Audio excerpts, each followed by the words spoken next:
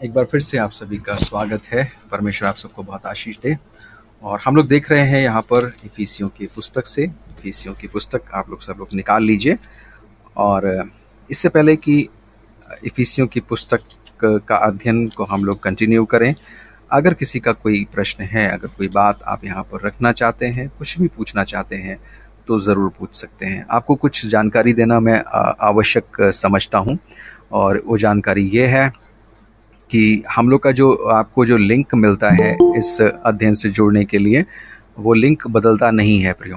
ठीक है, वो बदलता नहीं है। अगर बदलेगा तो आपको बता दिया जाएगा। और आप लोगों को की सुविधा के लिए एक ग्रुप जो है, व्हाट्सएप ग्रुप है, उस पर आप लोग अगर हैं हमारे साथ, तो अगर फर्दर कभी चेंजेस आते हैं, कभी बदलाव आते हैं, तो उस ग्रुप में आपको वो इन्फॉर्मेशन दे दी जाएगी कि लिंक जो है वो बदल गया है। इस लिंक को आप लोगों को शेयर कर सकते हैं ताकि लोग इस सच्चे परमेश्वर को जान सकें, लोग सच्चाई को जान सकें, लोग जान सकें कि हम किसी दूसरे से प्रार्थना नहीं करते, किसी और को प्रभु नहीं कहते, वरन इस ब्रह्मांड के रचयिता को, जो हमारा पिता है, जिसने हमें नई ज़िंदगी दी है, हम उसकी उपासना और आराधना करते हैं। तो आप लोग ज़रूर है कि प्रार्थना पूर्वक इस ग्रुप के लिए जो है वो प्रार्थना करें और लोगों को जो है इस लिंक के विषय में आप उनको बता सकते हैं। एक बार फिर से मैं आप सभी का स्वागत करता हूं आज के अध्ययन में। अगर आपको किसी को कोई जानकारी चाहिए या आप कुछ बताना चाहते हैं या कोई बात छूट गई है, तो आप लोग ज़रूर बता सकते हैं। आप लोगों से मेरा एक और रिक्वेस्ट है, आप लोग ठीक 9 बजे प्रार्थना कीजिए कि सारी बाधाएं टूटें। परमेश्वर के समक्ष कुछ भी असंभव नहीं है। कई लोग ये बात ज़्यादातर बोलते हैं कि सर टाइम नहीं है, मेरे पास ये है, मैं इस समय इधर रहता हूँ, मैं उस समय उधर रहती हूँ। मैं जानता हूँ बिज़नेस है, बहुत बिज़ी हैं हम लोग, कहीं ना कहीं सब बिज़ी रहते हैं। लेकिन अगर वाकई में आप प्रार्थना करेंगे परमेश्वर से कि परमेश्वर, मैं जानता हूँ कि मुझे ये बात असंभव लग रही है, लेकिन प्रभु आपके लिए तो सब कुछ संभव है। ठीक है, तो जब आप इस तरह से प्रार्थना करते हैं कि परमेश्वर मैं आपके वचन से जुड़ना चाहती हूँ या जुड़ना चाहता हूँ, तो परमेश्वर आपकी सहायता ज़रूर करेंगे, है ना, ज़रूर करेंगे। कि आपको अद्भुत रीति से, आज मैं एक भाई से बात कर रहा था, एक गवाही आपको जल्दी से बता दूं, बहुत इम्पॉर्टेंट, बहुत बड़ी गवाही मैं इसको मानता हूं। एक भाई हैं जिनको मैंने बातचीत उनका रिकॉर्ड भी किया है। मैं आपको हो सकता है यूट्यूब पर उसको डाल भी दूं, तो आप उसको यूट्यूब पर देख सकते हैं, सुन सकते हैं। तो मैं जब उनसे बात कर रहा था, तो मैं एक्चुअली उनके विषय में बहुत विचलित था। उनका लॉकडाउन में जॉब चला गया और वो, मतलब मैं सोच रहा था कि कैसे वो मतलब परिवार को देख रहे होंगे, कैसे उनका खर्चा चल रहा होगा। तो मुझे बहुत अंदर से बहुत मैं टूट रहा था। मैं प्रार्थना कर रहा था कि परमेश्वर, वो बच्चा आपका है और कैसे क्या होगा उनकी ज़िंदगी में, कैसे वो कैसे संभालेंगे। उनके 2 बच्चे हैं, है ना, और अभी इनकी मतलब कैसे चलेगा उनका घर, उनका खाना खर्चा कैसे चल रहा होगा, क्या हो रहा होगा। तो मैं जब इस तरह से प्रार्थना कर रहा था, आज मुझे काफ़ी समय के बाद उनसे जब बातचीत हुई, तो वो जब बात कर रहे थे, तो हालांकि मैंने उनकी आधे ही बात को रिकॉर्ड कर पाया है। वो बता रहे थे कि सर, ये जो लॉकडाउन का समय रहा, जो मेरे जॉब जाने का समय रहा, वो बड़ा आशीषित समय रहा। उनके कहना था, मतलब वो बहुत खुश थे। कह रहे थे कि परमेश्वर वाकई में असंभव को संभव करने वाला परमेश्वर है। वो कह रहे थे कि मेरा जॉब गया, लोगों के लिए भले ही कितना मुसीबत भरा समय रहा हो, लेकिन पता नहीं परमेश्वर कहाँ से खिला रहा था। और कह रहे थे वो चीज़ें खाए हैं, वो मतलब ऐसे लैविश खाना हम लोगों ने खाया है इस लॉकडाउन के समय में, जहाँ पर मेरा जॉब नहीं है, कुछ नहीं है, पता नहीं कहाँ से आ रहा था। वो कह रहे थे मुझे कुछ नहीं पता। और ये लिविंग जो है, मैं आपको गवाही बता रहा हूँ। मैं उसको यूट्यूब पे डाल दूंगा, हालांकि आधी गवाही है, क्योंकि मुझे बाद में ये एहसास हुआ कि मुझे उनकी बात को जो है वो रिकॉर्ड करना चाहिए था। तो मैंने रिकॉर्डिंग किया है और वो आपको हम भेज देंगे, आप उसको यूट्यूब पे सुनिएगा। सो कहने का अर्थ ये है कि मुझे इतनी ताकत मिली उनकी बात से कि वाकई में, और ये एक बात नहीं है, मैंने कई बार लोगों की ऐसे गवाही को सुना है जहाँ पर उन्होंने बताया है कि जहाँ पर बिल्कुल विपरीत परिस्थितियों में जाकर के परमेश्वर ने उनकी सहायता की है। तो वो बात मुझे याद आती है कि जब जंगल में इजरायली लोग जो है वो चल रहे थे, तो जब उन्हें प्यास लगी, तो परमेश्वर ने कहा, चट्टान पे मूसा से कहा लाठी मार। और जब चट्टान पे मूसा ने लाठी मारी, तो वहाँ से पानी निकला। और परमेश्वर बिल्कुल वो परमेश्वर एक दृष्टांत के रूप में हमको सिखाता है, बताता है कि जहाँ तुम सोच भी नहीं सकते, जहाँ तुम्हारा विचार चित नहीं, चट्टान से पानी निकल सकता है। एक पत्थर जैसी जगह से, जहाँ पर कोई सुराख नहीं, कुछ नहीं है, सुराख तो छोड़ दिए, कुछ भी नहीं है, जहाँ से हम पानी की कल्पना पत्थर से कर सकते हैं क्या? लेकिन परमेश्वर ने चट्टान से पानी दिया। सो कहने का अर्थ ये है कि परमेश्वर हमको सिखाता है, जो तुम्हारी बातें चित्त में नहीं उतरी, जो तुम्हारे चित्त में नहीं है, जो तुम्हारी सोच से बिल्कुल परे हैं, वो बातें मैंने रखी हैं। So we should wait for that, है ना। हमें उनका वेट करना चाहिए कि परमेश्वर ने ऐसी बातों को अपने बच्चों के लिए रखा है, ठीक है। वेट एंड वॉच, है ना, उनको वेट करो, वॉच करो, देखो। तो मैं आप लोगों से रिक्वेस्ट करता हूँ कि आप लोग ज़रूर प्रार्थना कीजिए कि हर बाधा, हर रुकावट जो है वो दूर हो, और आप ज़रूर जो है इस प्रार्थना में मिले। उन्होंने एक बात और बहुत अच्छी बताई मुझे, कि जब उनसे किसी ने पूछा कि तुम किससे जुड़े हो, जब उनको पता हुआ कि ये विश्वासी है, ये भाई विश्वास करता है, तो किसी ने पूछा कि तुम किससे जुड़े हो, तो उन्होंने बहुत तुरंत जवाब दिया, हम तो यीशु मसीह से जुड़े हुए हैं। तो क्योंकि वो ये पूछना चाह रहे थे कि आप किस व्यक्ति से जुड़े हैं, क्योंकि ज़्यादातर लोग व्यक्ति का रेफरेंस देते हैं कि भाई मैं उस ग्रुप से जुड़ा हूँ, मैं उस भाई से जुड़ा हूँ, वो पंजाब वाले से, ये दिल्ली वाले से, मद्रास वाले से, वो अमेरिका वाले से, ब्रिटेन वाले से। लेकिन उन्होंने कहा मैं प्रभु से जुड़ा हूँ, मैं यीशु मसीह से जुड़ा हूँ। क्योंकि उन्होंने कहा श्रापित है वह मनुष्य जो मनुष्य पर भरोसा करता है। वो बात मुझे इतनी अद्भुत लगी। मैंने कहा अगर विश्वास ये है तो मैंने कहा इस विश्वास को भैया कौन छीन सकता है, ये कहाँ जाएगा बताओ, क्या रोक सकता है परमेश्वर के राज्य में प्रवेश करने से इसको कोई। सो ये है शिक्षा, ये है सही ज्ञान, जहाँ पर मनुष्य सीधे बोलता है कि मैं किसी व्यक्ति से नहीं जुड़ा, मैं परमेश्वर से जुड़ा हूँ, मैं प्रभु से जुड़ा हूँ। मुझे बहुत मज़ा आया उनकी बात सुन करके, और मैंने जो है वो थोड़ा सा डाला है, क्लिप है, उसको आप शाम को मैं कोशिश करूँगा कि मैं उसको अपलोड कर दूँ यूट्यूब पर, आप लोग उसको देखिएगा, सुनिएगा। तो कहने का अर्थ ये है कि याद रखिए, परमेश्वर नहीं छोड़ने वाला। दुनिया में सब कोई छोड़ देगा, है ना। दुनिया में सारे रिश्ते छोड़ सकते हैं, एक से एक लोग आपको धोखा दे सकते हैं, जिन पर आपका पक्का भरोसा हो वो धोखा दे सकते हैं। लेकिन जवान सिंहों को तो घटी होती है और भूखे भी रहते हैं, लेकिन यहोवा के डरवैयों को किसी भली वस्तु की घटी नहीं होती। ये बात मैंने देख ली। मुझे कई बार बहुत लगता था कि परमेश्वर क्या आप करते हैं, कहीं ऐसा तो नहीं है लोग बेचारे परेशान रहते हैं। लेकिन परमेश्वर ने उनकी गवाही के द्वारा, और उन्हीं की नहीं, मैंने बहुत और लोगों की गवाही भी मैंने सुनी है, मुझे बड़ा ताकत मिला, मुझे अच्छा लगा उनकी इस बात से। सो परमेश्वर आप सबको बहुत आशीषित करे इस गवाही के द्वारा। प्रभु में बढ़िए, उसके साथ अच्छे रिलेशनशिप में बढ़िए। समय बुरा है, दुनिया में बहुत हालात ख़राब हैं। सो कोशिश कीजिए, प्रार्थना कीजिए, और परमेश्वर से कहिए परमेश्वर हमें वो चीज़ें देखनी है, हमें वो बातें आपसे समझनी है, जाननी है, और अपने जीवन में देखनी है जो वाकई में हमारे चित्त से परे हैं। और संसार की तरफ मत देखिए प्रियो, ठीक है। परमेश्वर की तरफ देखिए, उसके मुख को निहारिए।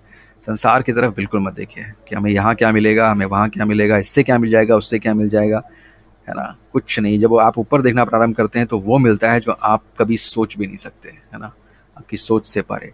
लेकिन जब हम चीज़ों को देखना प्रारंभ करते हैं, जब हम संसार की तरफ देखना प्रारंभ करते हैं, वहाँ से हमें धोखा मिलता है ना, वहाँ से अच्छा नहीं मिलता है कुछ। सो परमेश्वर की तरफ निहारें हर परिस्थिति में, दुख में, पीड़ा में, तकलीफ़ में, मुसीबत में, हर परिस्थिति में परमेश्वर को निहारने की आवश्यकता है, ठीक है। देखते रहिएगा इस बात को। सो हम लोग देख रहे हैं इफिसियों की पुस्तक, उसका 5वां अध्याय। इफिसियों की पुस्तक 5 अध्याय। कल हम लोग जो बातचीत कर रहे थे, 10 पद से हम लोग देख रहे थे। बहुत ज़्यादा पद तो हम लोग नहीं ले पाए थे क्योंकि कुछ प्रश्न ऐसे थे जिनकी वजह से हम लोग नहीं कर पाए थे। लेकिन आज आप लोग अपना बाइबल को अपने हाथ में ले लीजिए, हार्ड कॉपी रखिए, बाइबल को हाथ में लीजिए। इफिसियों 5 अध्याय, उसका 10 पद से हम लोग आगे देख रहे हैं। यहाँ पर लिखा है, यह परखो कि प्रभु को क्या भाता है, अंधकार के निष्फल कामों में सहभागी न हो, वरन उन पर उल्हाना दो। ठीक है, तो हमसे कहा जा रहा है कि अंधकार के निष्फल कामों में सहभागी ना हो। तो जो अंधकार के काम हैं, जो जीवन से संबंध नहीं रखते हैं ना, जो जीवित बातें नहीं हैं, जो परमेश्वर से बातें संबंध नहीं रखती हैं, उनसे जो है हमें दूर रहना है, उन पर उल्हाना देना है। मतलब उल्हाना देना मतलब कि हमें वो बात समझ में नहीं आती है ना, वो हमें उसका कोई मतलब नहीं है। अगर कहीं हो भी रही है और अगर आपसे कोई इस विषय पर कोई पूछना भी चाहता है, कुछ जानकारी चाहता है, तो आपके पास बात होनी चाहिए कि क्यों आप उन चीज़ों को या उन चीज़ों में नहीं लगते या उन चीज़ों की विषय की बातें आप नहीं करते, तो आपके पास ये होना चाहिए। फिर कहता है, क्योंकि उनके गुप्त कामों की चर्चा भी लज्जा की बात है। तो उनके जो छिपे हुए काम हैं, उनके जो गुप्त काम हैं, उनकी जो चर्चा भी हम करें, उनकी बातचीत भी करें, तो ये जो है वो क्या है, लज्जा की बात है।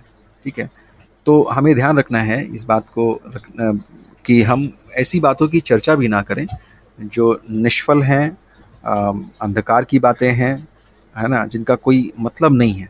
जिनका कोई मतलब नहीं है।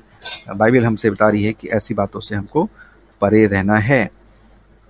पर जितने कामों पर उल्हाना दिया जाता है वे सब ज्योति से प्रकट होते हैं। तो यानी कि जिन बातों को आप, मैंने कल भी बताया था इस बात के लिए, कि जिन बातों पर आप उल्हाना दे रहे हैं वो उनका उनका उल्हाना देने का जो बेस है, जो आधार है, वो ज्योति है। ठीक है, जैसे मैंने कल भी बताया था, आज भी मैं आपको बता देता हूँ ताकि आप लोग इस बात को भूले नहीं, कि आप किसी को सही या गलत या किसी बात को उल्हाना दे रहे हैं या कोई बात दे रहे हैं तो उसका आधार क्या है? उसका आधार है परमेश्वर, है ना। तो जो उल्हाना आप दे रहे हैं वो ज्योति की वजह से दे रहे हैं ना, उस परमेश्वर की वजह से दे रहे हैं, जो परमेश्वर सच्चा है ना, जिसके जिसके आधार पर आप किसी बात को गलत या सही ठहरा रहे हैं। वो इसलिए नहीं ठहरा रहे हैं कि आपके समाज में ऐसा होना चाहिए या नहीं होना चाहिए, या लोगों को ये पसंद है या नहीं पसंद है, या मुझे ये पसंद है नहीं पसंद है, इट डजेंट मैटर। ये पसंद होना या ना पसंद होना, अच्छा लगना या ना अच्छा लगना, इसका कोई मतलब नहीं है। इसका मतलब सीधा ये है कि ये चीज़ सही नहीं है। और क्यों नहीं सही है? क्योंकि परमेश्वर के दृष्टिकोण में ये चीज़ एक्सेप्टेबल नहीं है। तो ये हमें ध्यान में रखना है। तो जितने कामों पर उल्हाना दिया जाता है वे सब ज्योति से प्रकट होते हैं, क्योंकि जो सब कुछ प्रकट करता है वह ज्योति है। अब जैसे हम लोग जानते हैं कि ज्योति जगत में आई, और यीशु मसीह के विषय में कहा जाता है ये ज्योति जगत में आई और उसमें जीवन था, वह जीवन मनुष्यों की ज्योति था। तो हमको ज्योति मिली है, यानी कि हमको जीवन मिला है। और ज्योति जो है वो यीशु मसीह को और परमेश्वर को जो है वो बताती है, परमेश्वर के विषय में बताती है, परमेश्वर को प्रकट करती है ज्योति। ठीक है, सो जितने कामों पर उल्हाना दिया जाता है वे सब ज्योति से प्रकट होते हैं, क्योंकि जो सब कुछ प्रकट करता है वह ज्योति है। इस कारण वह कहता है, हे सोने वाले जाग और मुर्दों में से जी उठ, तो मसीह की ज्योति तुझ पर चमकेगी। सो यहाँ पर कहते हैं कि हे सोने वाले जाग और मुर्दों में से जी उठ, तो मसीह की ज्योति तुझ पर चमकेगी। और मुर्दों में से जी उठ, तो हम लोग सब लोग जानते हैं कि जो अपने पापों और अपराधों के कारण मरे हुए थे, इसी इफिसियों में कहा जा रहा है। तो जो लोग पाप के वशीभूत है, या जो लोग अभी भी शरीर के वशीभूत है, उनको कहा जाता है मुर्दा, बाइबल के अकॉर्डिंग, है ना, बाइबल के अनुसार।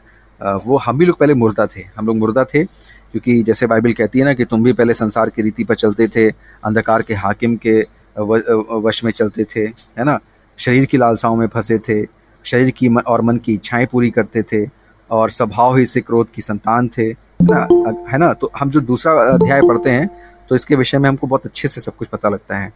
तो यहाँ पर हमसे कहा जा रहा है, इफिसियों 5:13 में कहा जा रहा है कि जितने कामों पर उल्हाना दिया जाता है वे सब ज्योति से प्रकट होते हैं। तो कहने का अर्थ यह है प्रियो, कि जो चीज़ आप अच्छा नहीं मानते हो या जो चीज़ अच्छा मानते हो, उसका आधार आपका ना मन है, ना आपकी अपनी कोई उसमें कोई अपना कुछ नहीं है ना। ये है कि कोई चीज़ आपको अच्छी नहीं लगती, तो क्यों नहीं अच्छी लगती? क्योंकि मेरे भीतर जो आत्मा है, जो पवित्र आत्मा है, वो उस चीज़ को एक्सेप्ट नहीं करता। मेरी बात ध्यान से सुनिएगा। वो इसलिए आप लोग कोई चीज़ को गलत या सही नहीं ठहराते कि आपको धर्म कहता है, या आपका मन कहता है, या आपका समाज कहता है, या आपके लोग कहते हैं। नहीं, ये सारी चीज़ें बिल्कुल नहीं हैं।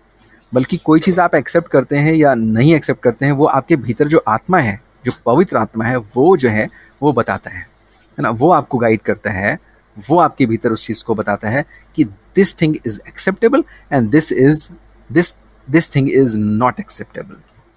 तो किसी भी चीज़ पर आप उल्हाना देते हैं तो उस जीवन के कारण, उस पवित्रता के कारण, उस पवित्र आत्मा के कारण जो आपके भीतर है, किसी भी चीज़ को आप गलत या सही ठहराते हैं। इसलिए नहीं कि आपको अच्छा लगता है या आप ऐसा सोच रखते हैं या ऐसा विचार रखते हैं। आप ये भी नहीं कह सकते भाई तुम्हारे लिए गलत होगा, मेरे लिए तो सही है। आप ये भी नहीं कहते, है ना, आप ये नहीं कहते। बस पवित्र आत्मा जो है आपको वो चीज़ ग्रहण करने के लिए नहीं बोलता है, इसलिए आप ग्रहण नहीं करते। जो चीज़ पवित्र आत्मा आपको ग्रहण करने के लिए बोलता है, आप उसको ग्रहण कर लेते हैं। आगे हम देखते हैं कि सोने वाले जाग। तो क्या होता था, हम लोग भी पहले सोए हुए थे ना। अब सोए हुए का मतलब यही है ना, हम बस चले जा रहे थे, जैसे संसार चल रहा था, जैसे संसार हमको ढकेल रहा था, जैसे संसार हमको सिखा रहा था, और उसी के वशीभूत हम संसार को खुश करते हुए और उसी में खुशी ढूंढते हुए चले जा रहे थे। तो अब कहता है जाग जाओ, है ना, मुर्दों में से जी उठो। तो जो है हमको बताया गया है कि भाई संसार एक मुर्दा हालत में है ना, मौत की हालत में है। संसार मौत की हालत में प्रियो इसलिए है क्योंकि संसार अपने मन के, अपनी बुद्धि के अनुसार चलता है, दुनिया की चीज़ों में खुशियाँ ढूंढता है, दुनिया की बातों में जीवन ढूंढता है, और हमको सबको पता है कि दुनिया की चीज़ों और बातों में कोई आनंद नहीं है। अगर किसी को थोड़ा बहुत आनंद मिलता भी है तो क्षणिक है ना? जो जीवन है वो क्षणिक है इस दुनिया में, लेकिन जो जीवन सदैव का है वो परमेश्वर के साथ है, उसी में है। ये बाइबल हमको बताती है। हम आगे देखते हैं। इसलिए 15 पद देख लीजिए सब लोग। इफिसियों की पुस्तक 5 अध्याय का 15 पद आप लोग देखिए। इसलिए ध्यान से देखो कि कैसी चाल चलते हो।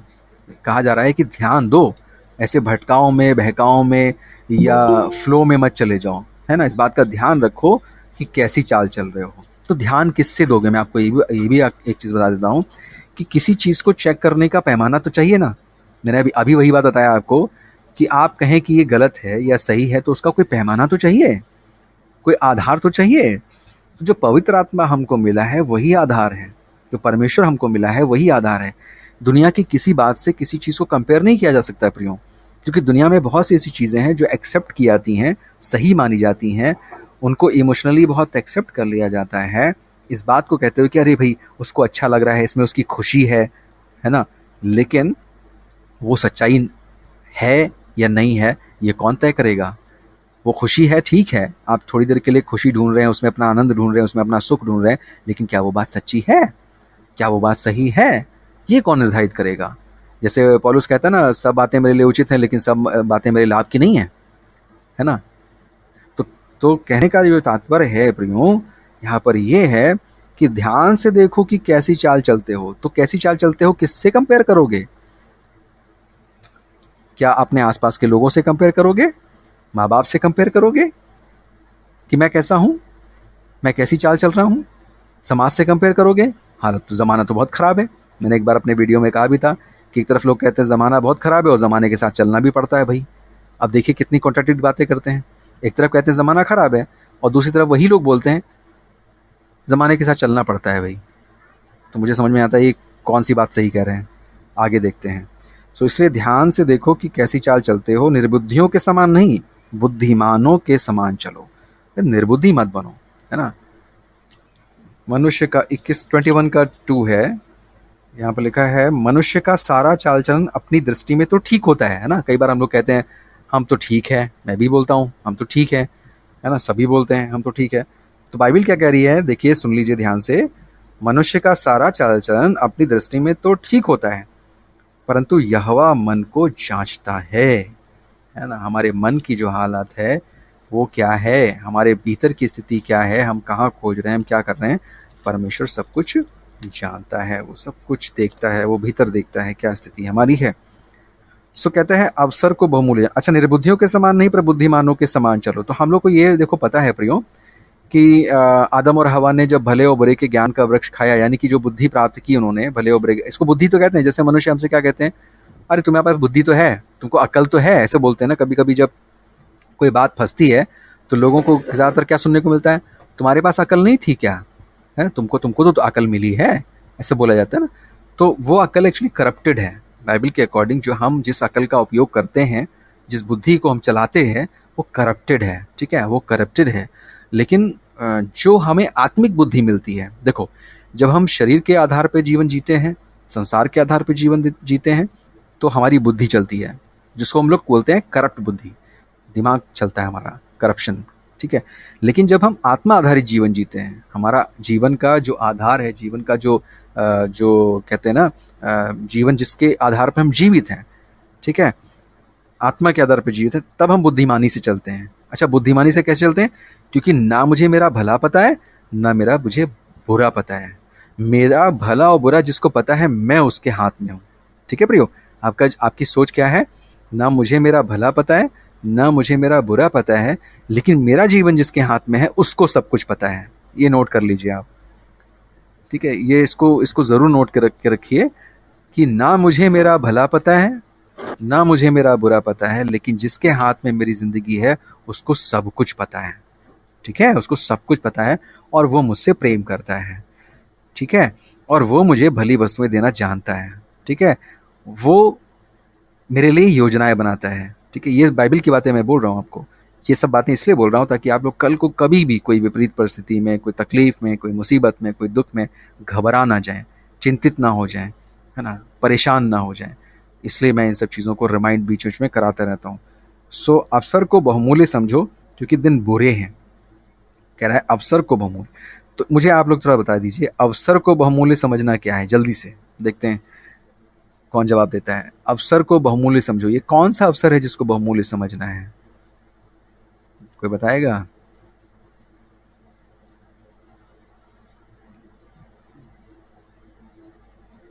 ये जो अवसर हमको मिला है, जिसमें हम परमेश्वर के वचन को सुन रहे हैं, है ना, अवसर को बहुमूल्य समझो क्योंकि दिन बुरे हैं, इस कारण निर्बुद्धि ना हो, पर ध्यान से समझो कि प्रभु को की इच्छा क्या है। ये जो अवसर है, ये जो हमको ज़िंदगी मिली है, हम लोग हमेशा जो है सुबह उठकर क्या बोलते हैं? परमेश्वर तेरा धन्यवाद हो, एक दिन ज़िंदगी का और जोड़ा तूने मुझे। तो अवसर को बहुमूल्य समझो। ये वचन जो तुम सुनते हो, जिसकी वजह से तुमको क्या होता है, 9 बजता है, तुम्हारे भीतर जो है विचलता आना शुरू हो जाती है ना, अंदर से तुम जल्दी से विचलित हो जाते हो, जल्दी से मुझे बाइबल स्टडी ज्वाइन करनी है। कौन कर रहा है ये? कौन प्रेरित कर रहा है? आप खुद प्रेरित थोड़ी हो रहे हो, परमेश्वर का आत्मा बोल रहा है, गो, जाओ जल्दी से, कनेक्ट हो जाओ, सुनो परमेश्वर का वचन, जानो क्या कहता है। तो ये परमेश्वर आपको प्रेरित करता है, मुझे प्रेरित करता है कि हम लोग जल्दी से उठ करके एक साथ इकट्ठे होकर परमेश्वर के वचन को सुने। क्या परमेश्वर कह रहा है? तो परमेश्वर कहता है बहुमूल्य समझो इस अवसर को, है ना, इस अवसर को बहुमूल्य समझो। जो जीवन में अभी अभी तुम जिंदा हो, इस बात को जो है वो इस बात को जो है वो ध्यान से देखो कि अवसर है तुम्हारे पास परमेश्वर में अभी और जुड़ने का, उसमें और बढ़ने का, पवित्रता में बढ़ने का, जिंदगी को सही रीति से जानने समझने का तुम्हारे पास अवसर है। अभी तक सब हर तरफ झूठ झूठ झूठ झूठ बनावटी बातें बिखरी पड़ी हैं, है ना, कहीं भी जाओ हर तरफ देखो, जिसके बातों से मुंह खुलता है, पता नहीं कैसी कैसी अजीब अजीब बातें लोग करते हैं, है ना, पता नहीं कहाँ कहाँ की इधर उधर की बातें करते हैं, है ना। धीरे धीरे एक समय आता है, एक समय था हम लोग जब उसमें बड़े चाव से उसमें उन बातों को सुनते थे, इन्वॉल्व होते थे। फिर एक समय आता है उन बातों से हम निकल जाते हैं, है ना, वो झूठी बातों से, वो बनावटी बातों से, उन व्यर्थ की बातों से परमेश्वर हमको निकाल लेता है। तब हम कहते हैं, अरे ये काम कैसे हुआ, मेरे जीवन में ये अद्भुत कार्य कैसे हुआ कि मैं पहले उन चीज़ों में था, आज परमेश्वर ने मुझे इन चीज़ों से बाहर निकाल लिया। तब आप परमेश्वर की महिमा करने पाते हो, है ना। तुम कहते हो, अरे परमेश्वर वाकई में तूने मेरी ज़िंदगी को कितना बदल दिया, कितना हम कहाँ व्यर्थ की बातों में अपनी ज़िंदगी को लगाए हुए थे, लेकिन परमेश्वर तूने मुझे उन बातों से निकाल लिया। अवसर को बहुमूल्य समझो क्योंकि दिन बुरे हैं, इस कारण निर्बुद्धि न हो, पर ध्यान से समझो कि प्रभु की इच्छा क्या है। बार बार हमसे क्या कहा जा रहा है? समझो कि प्रभु की इच्छा क्या है। हमसे कहा जा रहा है कि देखो प्रभु को क्या भाता है। यानी कि हम अपने आप को प्लीज करने के लिए यहाँ पर नहीं है प्रियो। इस दुनिया में जो हमको सांसें दी गई हैं, जो आप जिस सांस को ले रहे हो, जरा ध्यान दो, ध्यान दीजिए आप लोग, जरा इधर सुन रहे हैं आप लोग? जो सांसें आप ले रहे हैं, ये किसको प्लीज करने के लिए? अपने आप को प्लीज करने के लिए? संसार को प्लीज करने के लिए? नहीं, परमेश्वर को प्लीज करने के लिए। सुनो ध्यान से, जब आपका परमेश्वर से संबंध बढ़िया होता है तो सारी जो आपकी इधर उधर के जो रिलेशन है वो सही होना शुरू हो जाते हैं प्रियो। सब रिलेशन के साथ आप जस्टिफाई करना प्रारंभ कर देते हो। क्यों सुना रहा हूं मैं ये बातें? सुनिए ध्यान से। जब परमेश्वर से आपका रिश्ता सही होता है तो बाकी के रिश्ते जो हैं वो धीरे धीरे सुलटना शुरू हो जाते हैं। चाहे आपके घर में हो, चाहे आपके वर्क प्लेस में हो, चाहे आपके कहीं भी जगह पर हो, है ना। आपके रिश्ते सही रखने के लिए, आपकी अंडरस्टैंडिंग सही रखने के लिए परमेश्वर के साथ आपकी अंडरस्टैंडिंग और ट्यूनिंग होना बहुत ज़रूरी है। क्योंकि अगर आप सुनिए ध्यान से, अगर आप सुनेंगे तो कुछ बातें आपको अच्छी लगेंगी, समझ में आएंगी। अगर आपकी परमेश्वर के साथ ट्यूनिंग, किसको परमेश्वर हम बोल रहे हैं? हम उसको परमेश्वर बोल रहे हैं जहाँ से हमारा सही और गलत का निर्धारण होता है। सुन लीजिए ध्यान से। एक तो वो फल का है, एक तो वो फल का प्रभाव है जिसमें हम जी करके चीज़ों से भिड़ते हैं, लड़ते हैं, जूझते हैं, है ना, उनको टैकल करते हैं, उनको हैंडल करते हैं। और एक समझ है जो हमें परमेश्वर से प्राप्त होती है, एक ज्ञान है, एक बुद्धि है, एक ताकत है जो हमें परमेश्वर से प्राप्त होती है, जो सही है ना, जो सही है। तो जब आप सही से कनेक्ट हो जाते हैं, सही का मतलब परमेश्वर, जब आप सिद्धता से कनेक्ट होते हैं, सिद्धता कौन है? परमेश्वर। आप जब बुद्धि से कनेक्ट हो जाते हैं, बुद्धि कौन है? परमेश्वर। तो जब परमेश्वर से आप कनेक्ट होते हैं तब परमेश्वर आपको सच्चे ज्ञान का प्रवाह आपके भीतर करता है, तब आपको जा करके सही बातों का पता लगता है कि कैसे रिलेशनशिप को निभाना है। अब यीशु मसीह के विषय में आ जाइए जरा, मुझे जब रिलेशनशिप की बात आ रही तो यीशु मसीह के विषय, यीशु मसीह की बातें जरा देखिए, कोई बताएगा कितनी अजीब बात करते हैं। यीशु मसीह के माँ और भाई बाहर भीड़ के बाहर खड़े हुए हैं, देख कितनी अजीब बातें यीशु मसीह करते हैं। आप लोग होते उस समय तो क्या कहते हैं, बताओ यार ऐसी बातें करनी चाहिए। माँ बेचारी बाहर पता नहीं कितना दुखी परेशान खड़ी होगी, भाई उसके बाहर मिलने की तलाश में घूम रहे हैं, और जब आके चेले कहते हैं तेरे भाई और तेरे बहन जो है, और तेरी माँ, भाई बहन भी हैं उनके यीशु मसीह के, वो बाहर इंतज़ार कर रहे हैं, तुझे पूछ रहे हैं। यीशु मसीह कहते, कौन है मेरा भाई, कौन है मेरी बहन, कौन है मेरी माता? ये हैं जो परमेश्वर का वचन सुनते हैं, ये है मेरे माँ और ये है मेरा भाई। आप सोचो जरा, कैन यू इमेजिन? तो यीशु मसीह को क्या सही से सिखाया नहीं गया कि रिश्ते क्या होते हैं? ऐसे बोलना चाहिए है ना, ऐसे यीशु मसीह को बोलना चाहिए। लेकिन देखिए क्या अद्भुत बात कह रहे हैं, क्या क्या कह रहे हैं, वो क्या बताना चाह रहे हैं। सो कहने का तात्पर्य ये है प्रियो, जो ध्यान से समझने की बात ये है, मैंने फिर कहा था कि जो जानकारी इस संसार से हमें प्राप्त हुई है उसके विषय में यही कहना अच्छा है, भैया हमें नहीं मालूम। जो जानकारी हमें संसार से प्राप्त हुई है, चाहे वो रिश्तों को लेकर हो, संबंधों को लेकर हो, किसी भी बात को लेकर हो, आपको और हमको सही मायनों में कुछ नहीं पता। और जब कुछ नहीं पता तो कुछ नहीं पता इसलिए कह रहे हो क्योंकि आपको जिसको पता है आप उसके हाथ में है। मैंने अभी आपको क्या एक स्लोगन दिया है, मुझे ना मेरा भला पता ना मुझे मेरा बुरा पता, लेकिन जिसके हाथ में मेरी जिंदगी है उसको सब कुछ पता है, और वो मेरा पिता है ना।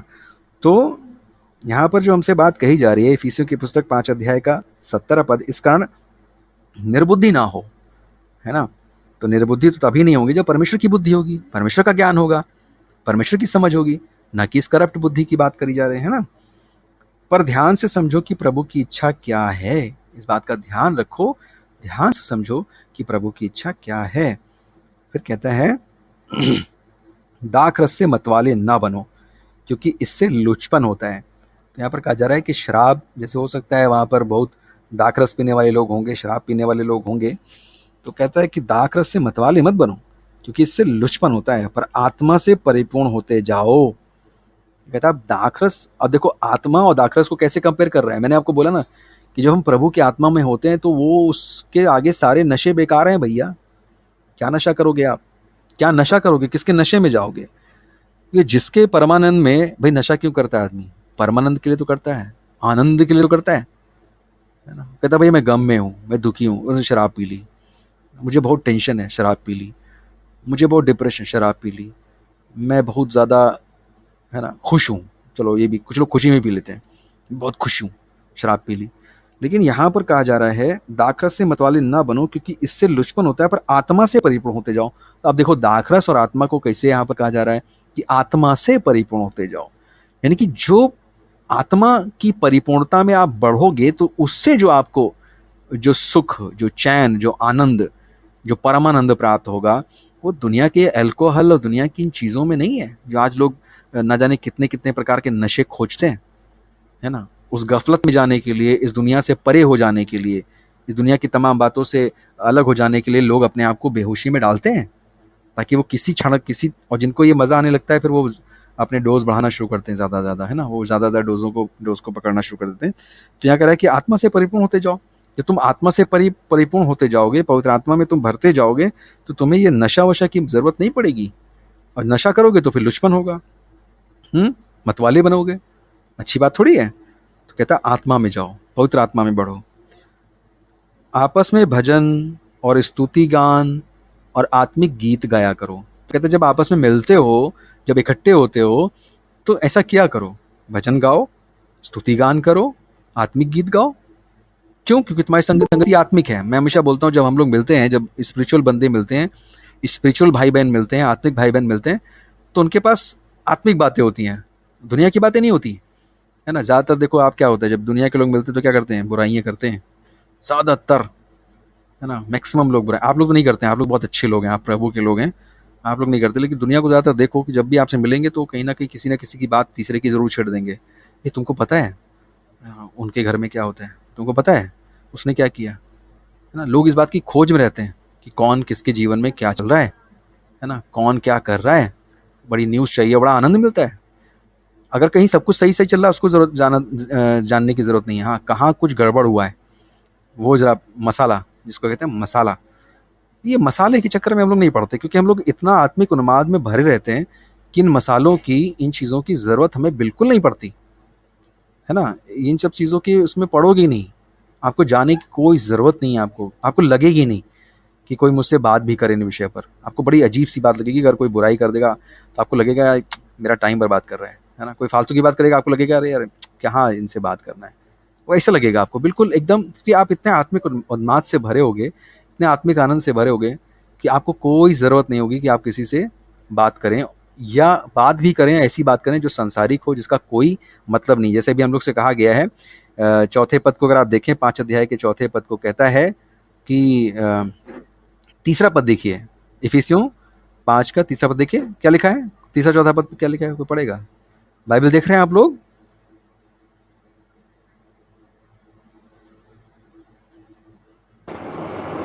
जैसे पवित्र लोग जैसा लोगों के पवित्र लोगों योग्य के योग्य है, वैसे तुम भी व्यभिचार और किसी प्रकार के अशुद्ध काम या लोभ की चर्चा तक ना हो, और न निर्जलता, निर्लजता, न मूर्ता की बातचीत, न ठट्ठे की, क्योंकि ये बातें शोभा नहीं देती, वरन धन्यवाद ही सुना जाए। क्योंकि तुम यह जानते हो कि किसी व्यभिचारी या अशुद्ध जन या लोभी मनुष्य की, जो मूर्ति पूजक के बराबर है, मसीह और परमेश्वर के राज में मिरास नहीं। बस, थैंक यू वेरी मच। परमेश्वर अपने वचन के पढ़े सुने जाने पर आशीष दे।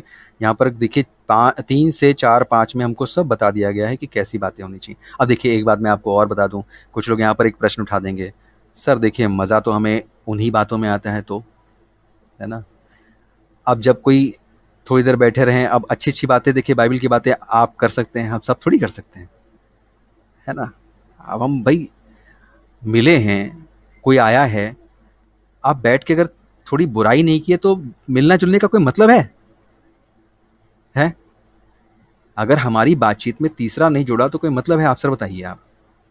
अब आप यहाँ कहते हैं कि ये बात, तो फिर बातें क्या करें? तो फिर कोई बात भी नहीं कर पाएंगे हम लोग, क्योंकि बात करने के लिए कोई टॉपिक भी तो चाहिए। टॉपिक तो वचन है। अब वचन सर हम जानते हैं, वो थोड़ा जो जो आया है वो थोड़ी जानता है, तो वो क्या जानता है? वो बुराई जानता है, तो हम क्या वो बुराई करें? उफ, फंस गए, है ना? ये कहता है जो अच्छे दिन देखना चाहता है, अभी हम लोग ने बहुत जल्दी पढ़ा था ना, जो अच्छे दिन और जीवन को देखना चाहता है वो क्या करेगा? जो अच्छे दिन और जीवन को देखना चाहता है वो क्या करेगा? कमाल है, क्या कि करना है? जीव को बुराई से और होठों को छल की बातें कहने से रोके रहे। ठीक है, ये थोड़ा कठिनाई वाली बातें हैं। थोड़ा कठिन बातें हैं, लेकिन कब सरल हो जाएंगी? कब ये बातें सरल हो जाएंगी? कब ये बातें आनंद देने वाली हो जाएंगी? कब ये बातें हमारे लिए बहुत अच्छी हो जाएंगी? कब ये बातें हमको सुख देंगी? कि जब हम अपने अपने होठों को छल की बातों से, अपनी जीभ को छल की बातों से, कपट की बातों से रोक रखेंगे। कब कब हमको ये आनंद मिलने लगेगा? जब हम परमेश्वर के पवित्र आत्मा में, परमेश्वर के पवित्र आनंद से भरे पूरे पाए जाएंगे। आगे कहता है, हाँ जी बताइए भैया। भैया जरा नीति वचन 3 का 5 पढ़ दीजिए, 5 और 6। फिर से बताइए भैया। नीति वचन 3 का 5 और 6। ओके, नीति वचन 3 का 5 और 6 भैया बिल्कुल पढ़ेंगे, बिल्कुल पढ़ेंगे भैया।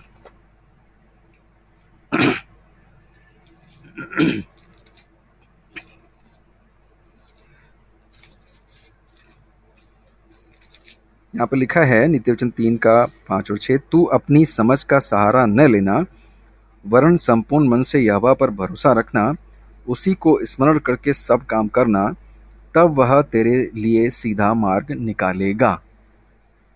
जी भैया।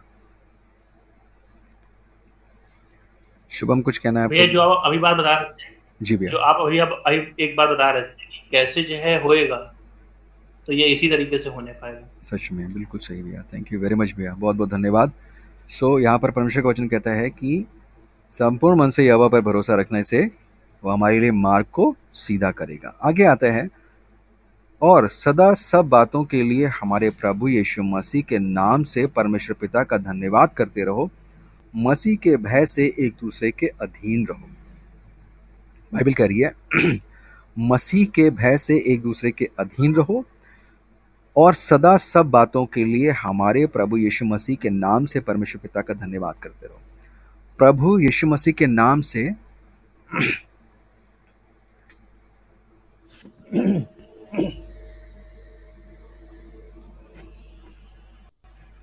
सो यहाँ पर बात आ रही है कि सदा सब बातों के लिए हमारे प्रभु यीशु मसीह के नाम से परमेश्वर पिता का धन्यवाद करते रहो। तो हमें यीशु मसीह के नाम से परमेश्वर पिता का धन्यवाद करते रहना। चलिए आपसे मैं एक बात पूछता हूँ, कौन बताएगा कि प्रभु यीशु मसीह के नाम से यहाँ पर पौलुस ने क्यों लिखा है, सीधा क्यों नहीं लिखा कि सदा सब बातों के लिए हमारे परमेश्वर पिता का धन्यवाद करते रहो, प्रभु यीशु मसीह के नाम से परमेश्वर पिता का धन्यवाद करते रहो, ऐसा क्यों किया, क्यों लिखा, क्या लगता है?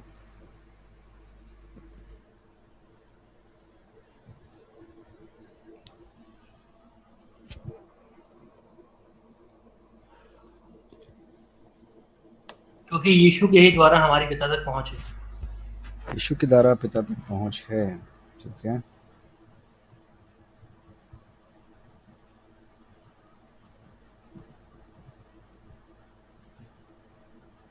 एक्चुअली यहाँ पे लिखा धन्यवाद करते रहो, ठीक है।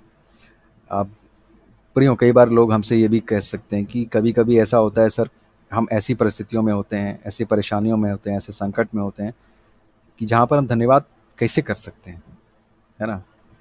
धन्यवाद हर हालात में, अब लिखा है सदा सब बातों के लिए, क्या कहा जा रहा है, सदा सब बातों के लिए हमारे प्रभु यीशु मसीह के नाम से परमेश्वर पिता का धन्यवाद करते रहो। सब बातों के लिए, सदा सब बातों के लिए, अच्छी बातों के लिए नहीं लिखा है, खाली सदा सब बातों। तो यानी कि जो जो बातें आती हैं, जैसे कभी कभी कुछ लोग बहुत परेशानियों से गुजरते हैं ना, कभी कभी कुछ लोग बहुत गलतियां कर जाते हैं जिससे उनको बड़ी ऐसी विचलता होती है कि अरे मैंने ऐसा क्यों बोला, मैंने ऐसा क्यों किया, मैंने ऐसा कैसे कह दिया, या मैंने ऐसा स्टेप क्यों ले लिया, या रिग्रेट फील करते हैं। लेकिन आपको पता है एक बहुत अच्छी बात है, बाइबल कहती है विश्वासियों के लिए सारी बातें भलाई को उत्पन्न करती हैं। अच्छा है, क्योंकि अगर गड़बड़ कर जाते हैं, गलती कर जाते हैं तो सीखने का मौका मिलता है, और इससे हमको ये भी पता लगता है कि हम कोई सिद्ध थोड़ी है, गलतियां होती हैं। लेकिन सबसे अच्छी बात है कि हमको जब इससे रिग्रेट फील होता है, जब हमको अंदर से तकलीफ होती है, तो वो तकलीफ हमको एक स्टेप और आगे परमेश्वर के साथ हमारे संबंध को मजबूत करने में सहायता करती है ना। ऐसा नहीं कि हम गलती ना करें, गलती हम पता नहीं कितनी गलती कर जाते हैं, है ना। हमारे बोलने से, हमारे स्टेप्स लेने से, हमारे कई बातों में हम गलती कर जाते हैं। इंसान है, कोई ऐसा हमारे आसपास भी ऐसे कोई नहीं कि जो बिल्कुल परफेक्ट, कोई परफेक्ट तो परमेश्वर ही है। तो कहने का अर्थ ये है कि ऐसे हालात में जब ऐसी चीज़ें हो जाती हैं तो हमें ये पता लगता है, एहसास रहता है कि भाई हम तो मनुष्य ही हैं। और ऐसे हालात में जब हमें रिग्रेट फील होता है तो हमें एक स्टेप और आगे बढ़ने में सहायता मिलती है कि प्रभु अभी तो हमें और बढ़ना है, अभी तो मैं ऐसा कैसे कर जाता हूँ, मैं ऐसा कैसे बोल जाता हूँ, ये स्टेप मैंने कैसे ले लिया, ये कार्य मैंने कैसे किया। जब पवित्र आत्मा हमको इस बातों के लिए बोलता है तो हम एक स्टेप और आगे बढ़ जाते हैं, शुद्धता में, सिद्धता में, पवित्रता में। इसलिए कहते हैं कि प्रभु यीशु मसीह के नाम से परमेश्वर पिता का धन्यवाद करते रहो, क्योंकि वो प्रभु यीशु मसीह तुमको और इम्प्रूव कर रहे हैं, वो तुमको सिद्ध कर रहे हैं, वो प्रभु यीशु मसीह तुम्हारी सहायता कर रहे हैं ताकि तुमको क्या करे, शुद्ध और पवित्र करके परमेश्वर के सामने उपस्थित कर दे। तो जो भी चीज़ें हम गलती करते हैं, जो भी हम गड़बड़ियाँ करते हैं, जो भी हम कुछ भी गड़बड़ करते हैं, तो क्या होता है, जब हमें अंदर से रिग्रेट फील होता है, जब हमें पछतावा फील होता है, तो हमको अच्छा है, ये बहुत अच्छा है, इसमें घबराओ नहीं प्रियो, है ना। जब आप बहुत अपने काम, अपने कोई भी बात के लिए दुखी होते हैं तो परमेश्वर हमको हमारे लिए एक सहायता करता है कि हम अब परमेश्वर के साथ और एक स्टेप आगे बढ़ जाते हैं। अरे अब हम ये नहीं करेंगे, हमने ऐसा क्यों कहा, अब हम नहीं करेंगे। तो अच्छा लगा ना कि आपने उस चीज़ से, जैसे कहते हैं ना, एक बार जल गए ना तो उससे दूध का जला हुआ भी क्या करते हैं, छाछ फूंक के पीता है ना। तो जब हम ऐसी बातें जब हमसे हो जाती हैं, हम कर जाते हैं, तो हमें परमेश्वर के साथ एक स्टेप आगे बढ़ने का और मौका मिलता है। इसलिए कहता है सदा सब बातों के लिए हमारे प्रभु यीशु मसीह के नाम से परमेश्वर पिता का धन्यवाद करते रहो। सब बातों के लिए, क्योंकि तुम्हारे लिए हर एक बात जो है परमेश्वर के साथ बढ़ने में, परमेश्वर के नज़दीक जाने में सहायता करती है, हर एक बात। शैतान तो बहुत बार बोलेगा अरे तुम तो कुछ भी नहीं, तुम्हारा साथ ऐसा है, तुम्हारा वजह तो ऐसा है, तुम ये करते हो, तुम वो करते हो। नहीं, बट हमेशा एक वो बात लेकर चलो कि मैं आगे बढ़ूंगा, है ना, मैं परमेश्वर के संबंध में और आगे बढ़ जाऊंगा या बढ़ जाऊंगी। ठीक है, बात समझ में आ रही है आप लोग को? किसी को, हाँ बताइए, किसी को कुछ जोड़ना है या किसी को कुछ पूछना है? 21 पद तक हम लोग आ गए हैं, इफिसियों 5 के 21 तक आ गए हैं। अगर किसी को अभी कुछ जोड़ना है या पूछना है तो बता सकते हैं।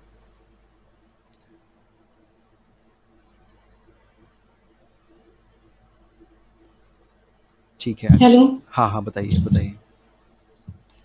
सर, पूछना है मुझे, जोड़ना नहीं था। जैसे ही बात कर रहे थे कि मतलब जैसे परमेश्वर से प्रार्थना करते हैं कि अपने अंदर भी ये चीज आने लगती है कि अब ये चीज गलती नहीं करेंगे, या अब ऐसा नहीं होना चाहिए, अब नहीं करेंगे। लेकिन मैं मेरे साथ ये उल्टा होता है सर। मैं एक बार क्या करी थी कि मैं प्रार्थना करी, मैंने कहा प्रभु मैं ऐसे जीवन में एक्सेप्ट नहीं करना चाह रही हूँ। वो मुझे चुभने लगता है, मेरे को कांटा जैसे लगता है, कोई चुभा रहा है, तो मुझे दर्द भी बहुत ज्यादा होता है। तो लेकिन देखा मैंने, अचानक मैं फिर वही काम कर रही हूँ। मैं बहुत रोने लगी, मैंने कहा ये क्यों, मैंने तो अभी प्रार्थना किया था कि मैं ऐसा नहीं करूंगी, और फिर भी मैंने किया, लेकिन क्यों? मेरा ये क्वेश्चन है सर, जो आप अभी मतलब यहाँ पे भी मतलब समझाया जा रहा था, कहा जा रहा था। बहुत बढ़िया। वो फिर आप उसी में पहुंच जाते हैं क्योंकि अच्छा लग रहा है। भाई आप मुझे एक बात बताइए, यहाँ पर कितने लोग ऐसे हैं कि उन चीज़ों की तरफ हाथ बढ़ाते हैं जिसमें आपको चोट लगती है? आप हथौड़ी रख, हाथ को ऊपर हथौड़ी मारते हैं क्या? आप आग में हाथ डालते हैं क्या? आप जलने के लिए जाते हैं क्या? वो बात बात की है, जब कोई सुसाइड करना चाहे तो बात अलग है, कोई बहुत ऐसा पीड़ित हो कि अपने आप को घायल करे या दिमाग सही ना हो, बात अलग है। लेकिन कोई भी नॉर्मल कंडीशन में क्या अपने आप को घायल करता है क्या? आप क्यों जा रहे हैं, प्रार्थना कर रहे हैं, फिर भी हाथ उस आग में क्यों डाल रहे हैं? क्योंकि मजा आ रहा है भाई। आनंद क्यों नहीं, आनंद नहीं आ रहा होता तो क्यों जाते? सुख ना मिल रहा होता तो क्यों जाते? है ना, मजा आ रहा है। लेकिन सर साथ साथ में तकलीफ भी तो बहुत हो रही, मैं कर तो रही हूँ, लेकिन अंदर से इतनी पीड़ा, मतलब वो दर्द कैसा है मैं एक्सप्लेन नहीं कर, मतलब नहीं कर पा रही, मुझे पता भी नहीं है सर, साथ में ये भी है। हाँ तो वही तो है, वो पवित्र आत्मा, वो पीड़ा तो वही तो बात मैं कर रहा था, वो पवित्र आत्मा वही तो बता रहा है कि कहाँ जा रहे हो। लेकिन अभी कई बार, अभी मैंने ऐसे भी व्यक्तियों को देखा है जो इतनी हालत उनकी नशे की उस हालत में पहुंच जाते हैं जहां पर ना पत्नी दिखाई देती है, ना बच्चे दिखाई देते हैं, और वो खुद कहते हैं कि सर हमको पता नहीं, सर हमको मालूम नहीं कि कौन सी ऐसी ताकत है जो हमको उस तरफ खींच के लेके जाती है। जुआ खेल रहे हैं, सब कुछ मिटा जा रहा है, सब कुछ लूटा जा रहा है। संसार की भी हालत भी तो देखिए, क्या लोग जानते नहीं है कि वो क्या कर रहे हैं? लेकिन हालत देखिए क्या है, किसका पाए किसका लूट लें, किसका पाए क्यों नहीं किसे, जानते? तो है क्यों ना, नहीं जानते? सभी लोग जानते हैं, सभी लोग कहते हैं कि हम है अच्छा ना, जीवन बीते, हम सुख से रहें, हमारे जीवन में कोई तकलीफ दुख तक है ना। संकट ना आए, लेकिन फिर भी सब चले जाते हैं, कोई भी हाँ, हो। इसलिए that is called the slavery. अभी हम लोग इसीलिए तो इस प्लेटफॉर्म पर आके चर्चा करते हैं कि वो स्लेवरी है। वो दासत्व से छुड़ाने के लिए, उस पाप की गुलामी से छुड़ाने के लिए यीशु मसीह ने लहू बहाया है। बाइबल कहती है कि तुम खून से खरीदे गए हो। इतना आसान नहीं है जो तुम पवित्रता की बात करने पा रहे हो यहाँ पर बैठ करके। आज जो तुम बखान कर रहे हो पवित्रता का, आज तुम बखान कर रहे हो परमेश्वर की धार्मिकता का, आज तुम बखान कर रहे हो कि परमेश्वर के सामने तुम उपस्थित हो रहे हो, परमेश्वर जो है परमेश्वर तुमको स्वीकार कर रहा है, ये आसान नहीं है। उसके लिए तुम्हारे तुम्हारे लिए उसके लिए एक दाम चुकाया गया है, मोल चुकाया गया है, ताकि तुमको उस पाप के स्वभाव, उस पाप के दलदल से छुड़ा लिया जाए जहां पर तुम घसीटे जा रहे थे। बाइबल कहती है कि जैसा बैल, एक बैल के विषय में बताती है, अगर मैं, मुझे उस समय का उसका याद नहीं आ रहा है, कि वो ऐसा, एक ऐसे मैंने पुरुष को देखा कि जो एक बैल के समान जैसे कसाई खाने की तरफ जा रहा होता, उसका पता नहीं किसकी गर्दन पे छुरा चलने वाला है। आज मनुष्य की हालत यही है, वो फंसा हुआ है। मैंने आपको कल भी बताया था कि लोगों से आप एक्सप्लेन करते रहिए, क्यों कर रहे हो, क्यों कर रहे हो, क्यों कर रहे हो, तुम्हें बोलेंगे पता नहीं। अब ज्यादा ना बोलो हमसे, आपसे ज्यादा बात भी नहीं करेंगे, क्योंकि इतना लिप्त हैं, इतना लिप्त हैं, इतना लिप्त हैं कि उनको उसके अलावा कुछ सूझ भी नहीं रहा है। आपको तो चलो घायल हो रहे हो, आपको तो लग रहा है कि अरे मैं क्यों कर रही हूँ, मैं क्यों बार बार जा रही हूँ। तो मैंने कहा ना, एक तरफ कहीं मजा भी है तभी तो जा रहे हो, क्योंकि अगर अगर उससे सजा मिले तो आप दोबारा हाथ भी नहीं डालोगे। एक बार किसी चीज से चोट लग जाती है तो आप कैसे उसको छूते हैं, बाप रे बाप। अगर किसी से आपको तकलीफ हो जाए, किसी चीज से आपको चोट लग जाए, तो आप अपने तो सतर्क रहोगे ही, साथ में दूसरे को ए बेटा ठीक से देखो, उसको ऐसे ठीक से संभाल के चुना, हमको बहुत जोर से चोट लग गई थी। तब तो आप 70 बार बताते घूमते हो।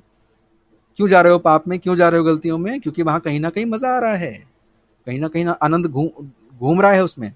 हाँ, वो बात की बात है कि उसके पीछे डंडे हमको लगते हैं। पवित्र आत्मा बोलता है क्यों गए, क्यों गए वहां पर, क्यों गए वहां पर।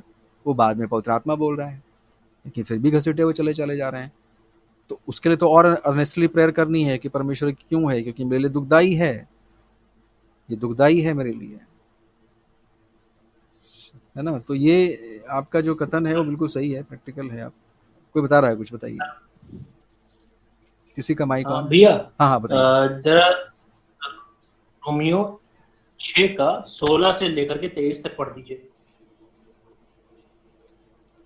रोमियो 6 का 16 से 23 यहाँ पर इस प्रकार से लिखा है, क्या तुम नहीं जानते कि जिसकी आज्ञा मानने के लिए तुम अपने आप को दासों के समान सौंप देते हो, उसी के दास हो, चाहे पाप के जिसका अंत मृत्यु है, चाहे आज्ञाकारिता के जिसका अंत धार्मिकता है। परंतु परमेश्वर का धन्यवाद हो कि तुम जो पाप के दास थे, अब मन से उस उपदेश के मानने वाले हो गए जिसके सांचे में ढाले गए थे, और पाप से छुड़ाए जाकर धर्म के दास हो गए। मैं तुम्हारी शारीरिक दुर्बलता के कारण मनुष्यों की रीति पर कहता हूँ कि जैसे तुम ने अपने अंगों को कुकर्म के लिए अशुद्धता और कुकर्म के दास करके सौंपा था, वैसे ही अब अपने अंगों को पवित्रता के लिए धर्म के दास करके सौंप दो, है ना। तो ये परमेश्वर का वचन कहता है कि पहले हाँ बताइए, शुरू बता दीजिए। आगे भैया पढ़ दीजिए, 3 वर्ष और आगे 23 तक।